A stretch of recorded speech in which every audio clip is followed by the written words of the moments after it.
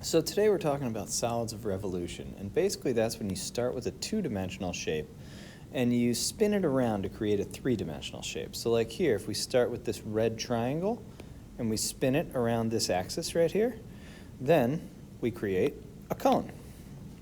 And if you start with this rectangle here and spin it around this axis like that, you create a cylinder.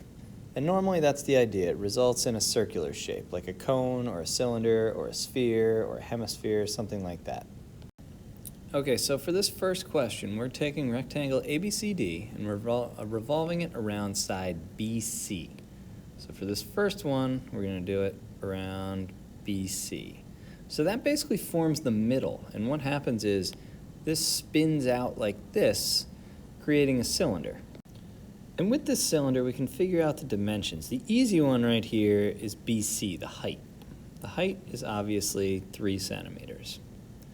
Now, the 5 becomes the real question. Is the 5 the diameter or is it the radius? And the idea is since it starts here and spins all the way around like this, the 5 is actually going to be the radius of the cylinder.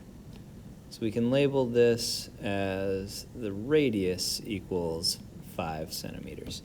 So from there, all we have to do to find the volume is, of course, use the volume formula. Volume equals pi r squared times the height.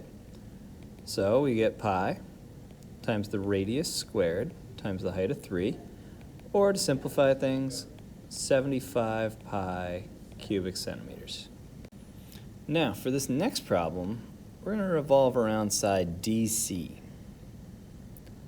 So if you revolve it around DC, then this spins like this. We still have a cylinder, but now this becomes the height and this becomes the radius.